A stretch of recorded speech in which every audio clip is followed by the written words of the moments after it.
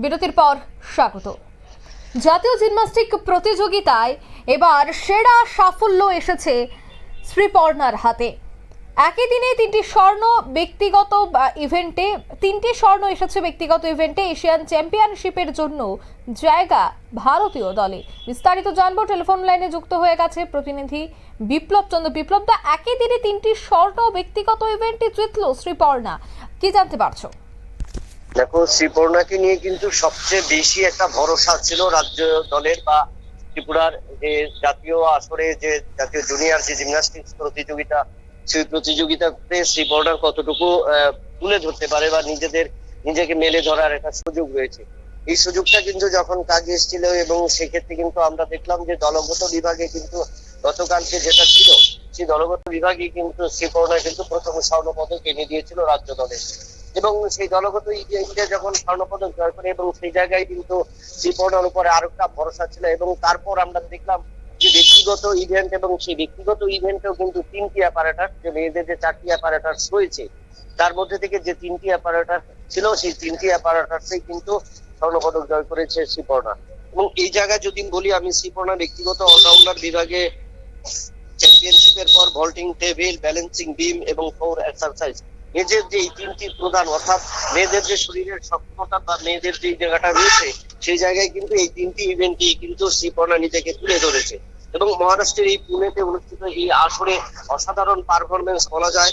এবং সেখানে দেখা গেল যে ভল্টিং টেবিলে 11,800, ব্যালেন্সিং বিমে 11,333 এবং ফ্লোর এক্সারসাইজে 10,300 পয়েন্ট অর্জন করে। এবং সেই অর্জনের নিরিখেই কিন্তু শ্রীপর্ণা ইতিমধ্যে স্বর্ণপদক জয় করে তিনটি ইভেন্টে। এবং তার ক্ষেত্রে বলা যায় যে এখন পর্যন্ত শ্রীপর্ণা এই জাতীয় আসরে যে চারটি স্বর্ণপদক কিন্তু জয় করে নিল। শুধু চারটি স্বর্ণপদক জয় করা নয়, সেক্ষেত্রে শ্রীপর্ণার আরেকটা জিনিস উল্লেখযোগ্য উঠে এসছে কিন্তু, যে আগামী জুন মাসে যে জিমন্যাস্টিক্স প্রতিযোগিতা হবে, জাতীয় জিমন্যাস্টিক্স প্রতিযোগিতা কোরিয়াতে, এবং এই যে বিশ্ব জিমন্যাস্টিক্স প্রতিযোগিতায় ভারতীয় দলের কিন্তু অংশগ্রহণের সুযোগ অনেকটাই নিশ্চিত হয়ে গেল। কারণ ভারতীয় দলে যে সমস্ত জিমন্যাস্টরা ইতিমধ্যে প্রতিদ্বন্দ্বিতা করেছে সেই ক্ষেত্রে কিন্তু শ্রীপর্ণা এখন পর্যন্ত অলরাউন্ড বিভাগে এবং ব্যক্তিগত ইভেন্টে মোট চারটি যে স্বর্ণপদক জয় করেছে, চারটি স্বর্ণপদক জয় করার কারণে কিন্তু শ্রীপর্ণার ভাগ্যে সেই জিনিসটা জুটে গেল। অর্থাৎ যদিও এই মাসের শেষের দিকে এই জুনিয়র আসর শেষ হবার পর শ্রীপর্ণা এবং ভারতীয় দলের শিবির হবে, কিন্তু সেই শিবিরে স্থান করার আগে শ্রীপর্ণা কিন্তু যে তিনটি ইভেন্টে স্বর্ণপদক এবং যে ইভেন্টে ব্যক্তিগত ইভেন্ট এবং গ্রুপ চ্যাম্পিয়নের যে সেই ইভেন্ট সে স্বর্ণপদক জয় করেছে। অর্থাৎ এই চারটি স্বর্ণপদক জয় করার কারণে কিন্তু শ্রীপর্ণা ইতিমধ্যেই ভারতীয় দলের প্রথম সারির যে একজন জিমন্যাস্ট হিসেবে কিন্তু অংশগ্রহণের ডাক পেয়ে গেল। সেটা কিন্তু একদম নির্দ্বিধায় বলা যায়।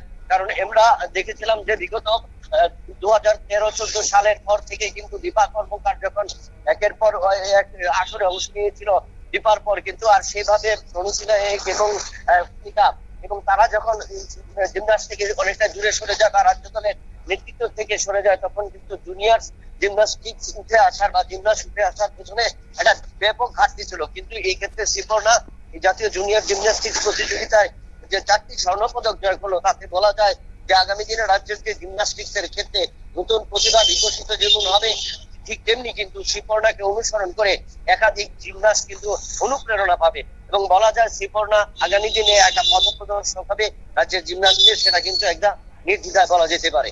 অঙ্কিতা, একদমই।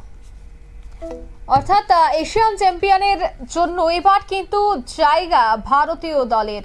জাতীয় জিমন্যাস্টিক্স প্রতিযোগিতায় সেরা সাফল্য শ্রীপর্ণার, রাজ্যের মুখ উজ্জ্বল করল সে। নিয়ে নিচ্ছে ছোট্ট একটি বিজ্ঞাপন বিরতির সঙ্গে থাকুন।